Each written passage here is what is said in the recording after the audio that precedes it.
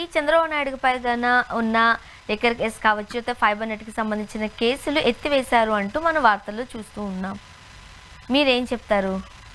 అంటే ఒకటి fibre net కేసుకు సంబంధించి కోర్టు కూడా అంగీకరించినట్టుగా, కోర్టు తీర్పు ఇచ్చినట్టు, క్లోజ్ చేయనట్టుగా అంగీకరించినట్టుగా వార్తలు వస్తున్నాయి. చూడాలి ఆ తీర్పు ఏమి ఇచ్చారని. ఒకటి ఫైబర్ నెట్ క్లారిటీ ఉంది. పాత ఎండి అంటే జగన్మోహన్ రెడ్డి గారు ముఖ్యమంత్రిగా పనిచేసినప్పుడు ఉన్న ఎండి కేసు పెట్టాడు ఫైబర్ నెట్లో. చంద్రబాబు గారి పైన వారి పైన కేసు పెట్టారు. అది రిజిస్టర్ అయింది, ఎఫ్ఐఆర్ అయింది అనుకుంటా. ఆయన ఇప్పుడు విత్డ్రా చేసుకున్నాడు ఆధారాలు లేవని. బెస్ట్ ఆయన కూడా ఆఫీసర్, ఆయన ఏమి ప్రైవేట్ వ్యక్తి కాదు.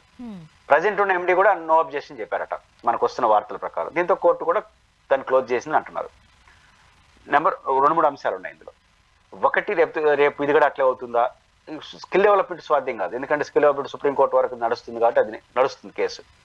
ఈ విషయంలో నేను తెలుగుదేశం పార్టీ శ్రేయోభిలాషిగా చెప్పట్లేదు, కానీ జరిగే పరిణామాలు దృష్టిలో పెట్టుకుని కేసుగా నడిపేసి విత్డ్రా చేసుకుంటూ వాళ్ళ గౌరవం పెరుగుతుంది, కాంప్లికేషన్స్ రావు.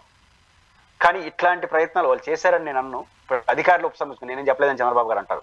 రేపు ఎవరన్నా అంటే నేను ఎక్కడ చెప్పాను అంటారు. ఆయన ఏం చెప్పలేదు కదా, క్యాబినెట్ ఏమో ఆమోదించలే. ఒకటి ప్రజా ప్రయోజనాలు ముజిబడినటువంటి ధర్నాలు రాష్ట్రాకులు పెట్టి కేసు డిఫరెంట్. ఇది ఫైనాన్స్ ఎర్రర్ అంటే ఆర్థిక నేరాలు. 2 వ్యక్తిగత గొడవలు ఇవన్నీ కేసులన్నీ కదా. కాబట్టి వీటిని ప్రజా ప్రయోజనాలు అంటే అందువల్ల మీరు చూడండి క్యాబినెట్ ఆమోదించలా, దీన్ని విత్డ్రా చేసుకుంటామని. మామూలుగా మేము ధర్నాలు వాటి కేసులు క్యాబినెట్ ఆమోదిస్తుంది మానవతా దృక్పథంతో. ఇక్కడ అది కాదు, ఎండి విత్డ్రా చేసుకున్నాడు. బాగానే ఉంది, చేసుకున్నారు.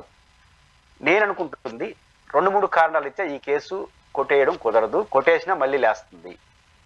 నెంబర్ 1, ఎవరెవరు ప్రజా ప్రయోజనం కాన్స్టిట్యూషన్ కోర్టుకి వెళ్తారు. ఇప్పుడు ఏసీబీ కోర్టు అనుకుంటాను ఇది జరుగుతూ ఉండేది. కాన్స్టిట్యూషన్ కోర్టులు దీన్ని యాక్సెప్ట్ చేస్తాయని నేను అనుకోవట్లేదు.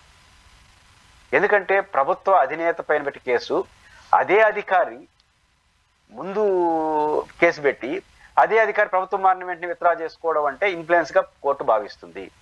కాబట్టి ఆర్థిక నేరాల మీద ప్రభుత్వం పెట్టి కేసు ప్రభుత్వం ఉపసంహరించుకోవడానికి సుప్రీంకోర్టు నామ్స్ ఒప్పుకోవు.